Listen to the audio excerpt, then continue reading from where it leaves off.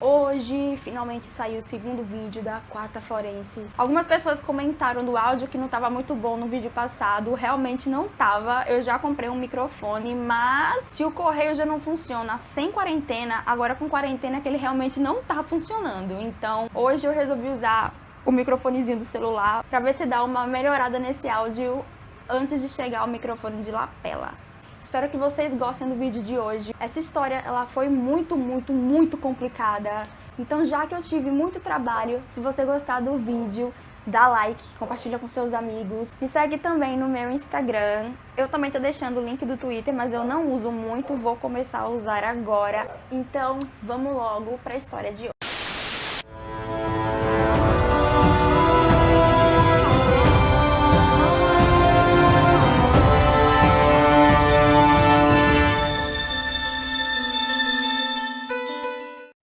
3 homens estavam trabalhando no Inwood Hill Park, que é um parque que fica ao longo do rio Hudson, lá em Manhattan, quando encontraram um cooler, desses coolers de piquenique, jogado no meio da vegetação.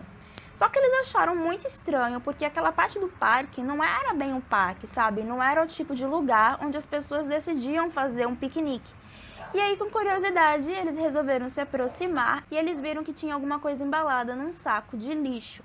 Então eles decidiram chamar a polícia. Foi quando, infelizmente, eles descobriram o corpo de uma criança do sexo feminino, já em estado avançado de decomposição, e por causa disso não foi possível fazer reconhecimento facial na época. A menina estava sem roupas e amarraram a cabeça e parte do corpo dela com corda comum e corda de cortina veneziana. Em cima do corpo dela foram colocadas várias latinhas de refrigerante que acabaram explodindo com o calor. E também havia muita água e os investigadores achavam que aquela água tinha sido um dia gelo. Infelizmente, essa mistura de refrigerante e de água acabou destruindo evidências forenses e a polícia não teve muita coisa além da autópsia para se basear. Com a autópsia, eles conseguiram descobrir que provavelmente aquela criança tinha origem hispânica e, inclusive, conseguiram também criar um rosto para ela com base no seu crânio. A reconstrução facial, ela só é possível porque cada etnia possui uma medição diferente de tecido mole em pontos específicos do rosto. A criança tinha cabelos escuros e ondulados, presos num rabo de cavalo com prendedor bem infantil, e ela provavelmente estava desnutrida porque pesava cerca de 13 quilos, sendo que para a idade estimada de 3 a 5 anos, o normal seria entre 15 e 18 quilos.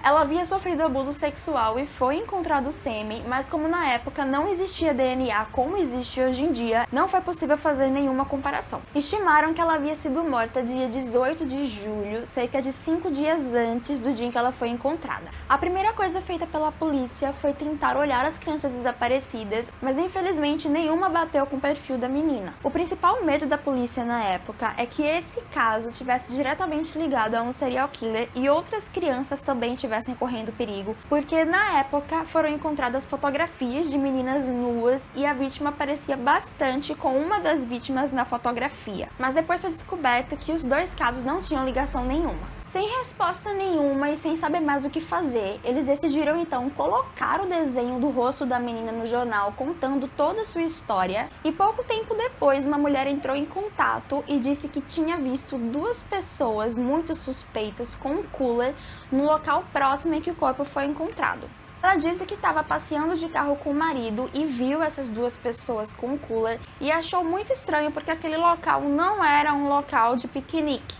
A mesma coisa que os 3 trabalhadores também pensaram. Segundo a testemunha, as 2 pessoas pareciam ser hispânicas, mas ela não conseguiu ver bem o rosto dele para conseguir montar um retrato falado. O corpo da criança ficou por 2 anos no necrotério, esperando que alguém reivindicasse por ela ou que o caso fosse solucionado, mas isso não aconteceu. E incomodados com a falta de um nome de batismo, a polícia decidiu chamá-la de Baby Hope, onde Hope significa esperança, porque, segundo eles, a única coisa que restava do caso era a esperança de ser solucionado, já que nenhum parente, vizinho ou amigo parecia querer fazer justiça pela menina. O caso acabou ficando muito pesado para todos os policiais, porque a maioria deles tinha família e tinha filhos numa idade bem semelhante à da menina. Então, em 1993, o 34º Esquadrão da Polícia juntou dinheiro e resolveu montar um funeral adequado para ela. O responsável pelo funeral foi o detetive principal do caso, o Giorgio,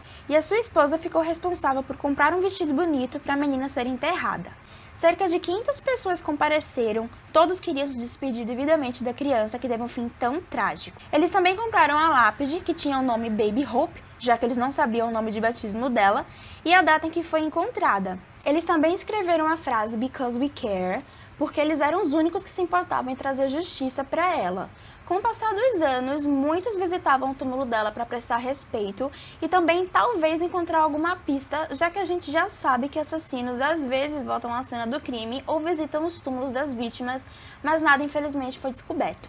Depois do desastre de 2001 das Torres Gêmeas, a tecnologia teve que evoluir muito para identificar todas as pessoas que morreram, e por causa disso, muitos casos foram reabertos, inclusive o da Baby Hope. O corpo dela foi exumado 2 vezes, a primeira em 2006 e a segunda em 2011, e na última eles conseguiram extrair pela primeira vez DNA de um dos ossos. A partir disso, eles tentaram comparar o DNA dela com o banco de DNAs do governo, mas infelizmente eles não tiveram nenhuma combinação. Em 2013, mais de 20 anos depois do assassinato, eles resolveram reabrir o caso e colocaram cartazes e panfletos com o rosto da menina por toda a cidade. Além disso, eles também ofereceram uma recompensa de $12.000 para quem fornecesse qualquer informação que levasse a uma condenação. Uma mulher anônima entrou em contato com a polícia e, segundo ela, alguns anos antes, alguns sites falaram que 2 anos antes, outros falaram que 5, então eu não sei exatamente, mas alguns anos antes, ela ouviu a conversa de 2 mulheres hispânicas em uma lavanderia e uma delas dizia que era irmã da menina que chamavam de Baby Hope. A polícia foi então na lavanderia conversar com a testemunha e lá eles descobriram que na verdade ela era sobrinha da dona da lavanderia. Por causa disso, eles conseguiram facilmente descobrir quem era a tal mulher e eles chegaram a uma mulher chamada Laurencita Ramirez, de 27 anos, casada e mãe de 3 filhos. Chegando na casa dela, a polícia bateu na porta e entrou em choque quando a Laurencita atendeu, porque, segundo eles, olhar para ela era como olhar para a própria Baby Hope já crescida. Eles então comentaram sobre o incidente na lavanderia e mostraram um panfleto para ela. E ela disse então que quando ela tinha 11 anos, ela ficou sabendo que tinha uma irmã que havia sido assassinada, mas que ela não se lembrava da menina porque quando ela foi sequestrada, a Laurencita tinha apenas 2 anos de idade. A polícia queria fazer um exame de DNA, mas o DNA só seria compatível com a mãe ou com o pai. A Laurencita então informou que o pai dela estava desaparecido, mas a mãe estava viva e morava relativamente perto dali. Então, ela passou o endereço de uma mulher chamada Margarita Castillo. Chegando lá, a polícia tentou falar com ela, mas ela simplesmente não quis. Depois de muito tentar e não conseguir, eles resolveram tentar a sorte e encontraram um envelope que tinha a saliva da Margarita e fizeram o teste de DNA e sim, foi confirmado que ela era a mãe da Baby Hope. Depois que eles contaram para ela sobre o resultado, ela finalmente decidiu conversar com eles e confirmou que sim, a menina era sua filha, chamada Angélica Castillo. Segundo a Margarita, ela veio para os Estados Unidos nos anos 80 de forma ilegal.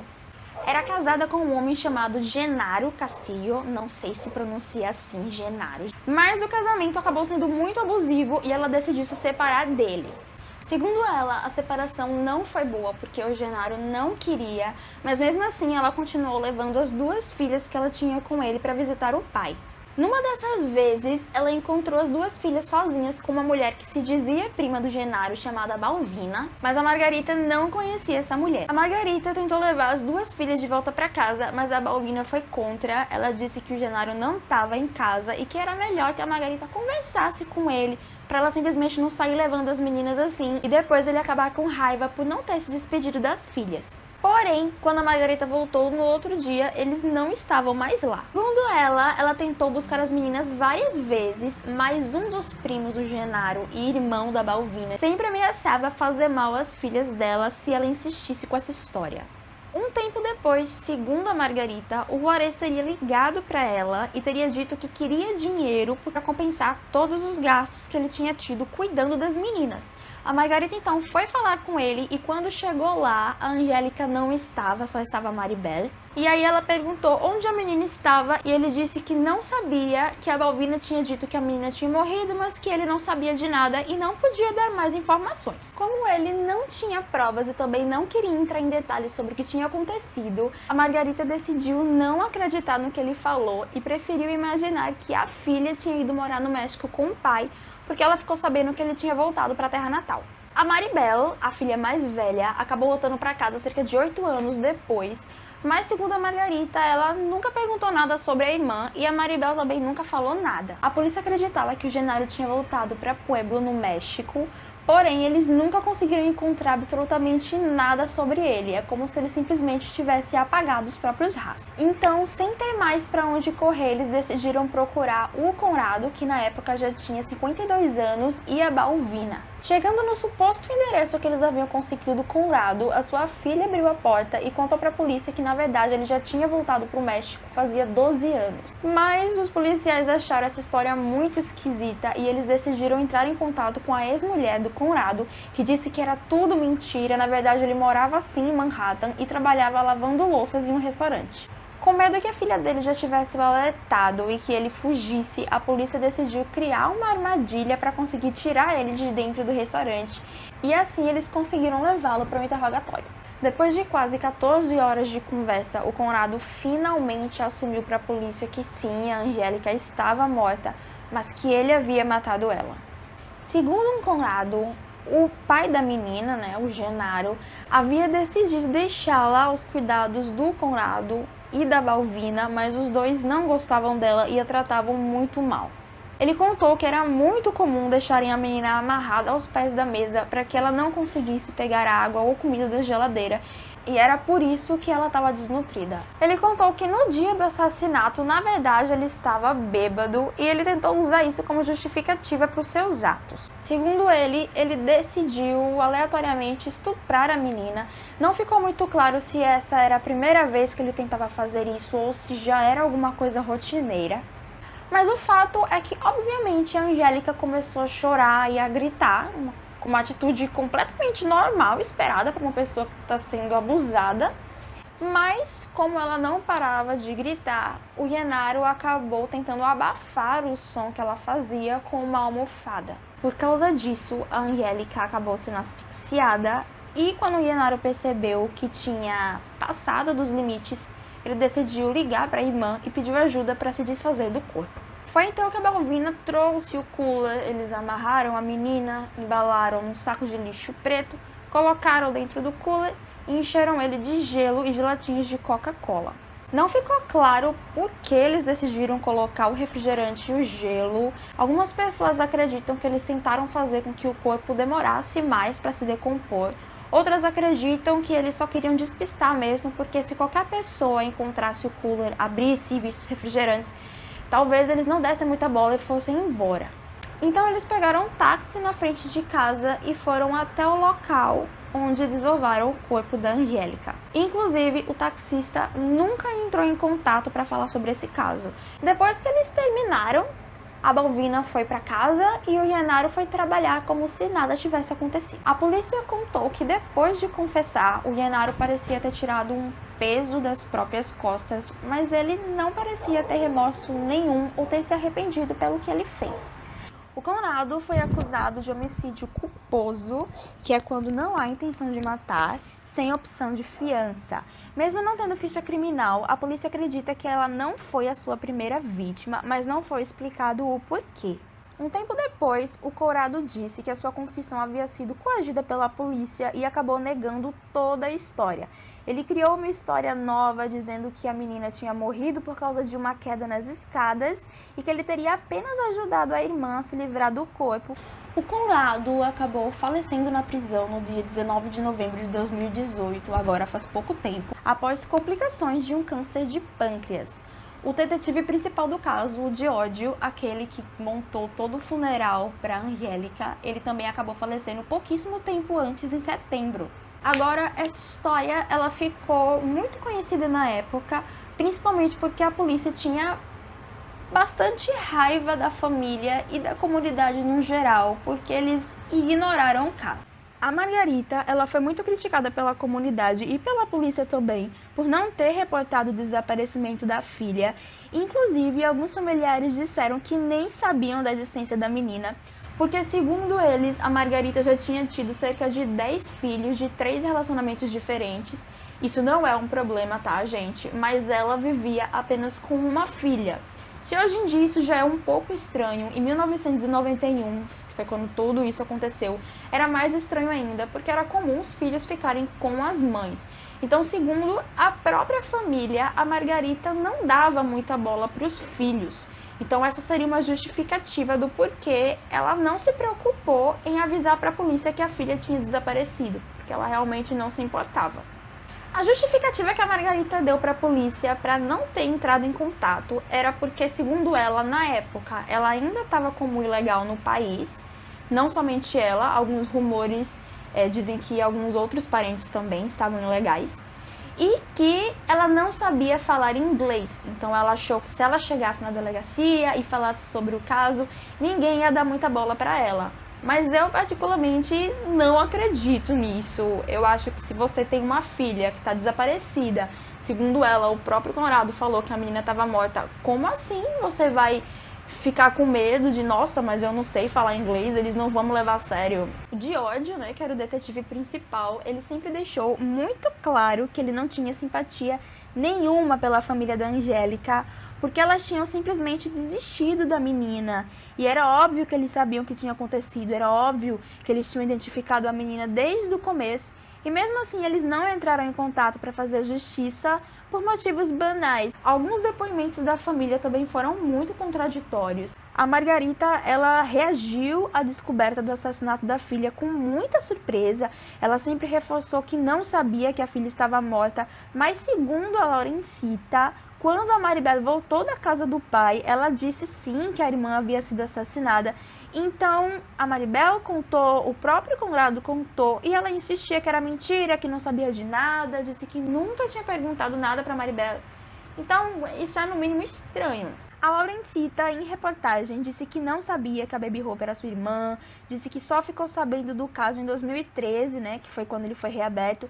Se a Laurencita não sabia do caso, como é que na lavanderia ela estava contando para outra pessoa que sabia que a Baby Hope era irmã dela?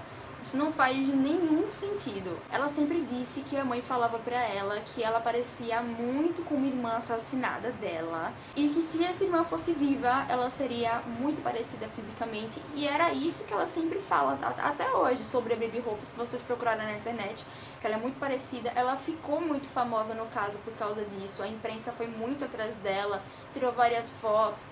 Inclusive, ela sempre falava que estava muito chocada, que ficava muito triste pelo que aconteceu, mas em todas as fotos que a gente encontra na internet, ela não parece nem um pouco triste. Ela parece estar gostando bastante da atenção que a mídia está dando para ela sempre está sorrindo, muito animada. Então eu também acho isso muito estranho, né? Tanto por parte da mãe dela, quanto por parte dela, enfim. Uma curiosidade também que eu achei legal é que na lápide da Angélica, quando eles mandaram fazer, eles colocaram 2 anjos na parte de cima, porque segundo eles era como se fosse 2 anjos da guarda para proteger a menina. E no final das contas eles acharam engraçado, porque o nome da menina era Angélica, né, que remete a anjos, uma coisa angelical. Então eles acharam bem interessante essa coincidência. Então, gente, esse foi o caso. A história não é muito longa, mas foi muito complicado para eu pesquisar tudo. Os depoimentos foram bem contraditórios. Tinha jornal que falava uma coisa, outro jornal falava outra coisa, e aí eu tive que tentar filtrar ao máximo o que era verdade, o que era mentira, o que era erro. Então foi bem complicado mesmo. Eu espero que vocês tenham gostado. Se vocês gostaram mesmo, curtam o vídeo, mostrem para os seus amigos. Podem me seguir nas minhas redes sociais, principalmente no Instagram. Lá eu sempre vou estar tentando postar alguma coisa. Também estou trazendo ideias novas aqui para o canal. Se você tem alguma coisa legal para falar, se tem alguma opinião para dar, o que vocês acham desse caso? Vocês gostaram dessa história? E é isso, por hoje é só. Até a próxima quarta-feira ou até o próximo dia. Não sei se eu vou postar mais alguma coisa essa semana ou a próxima sem ser na quarta. Enfim. Tchau, tchau.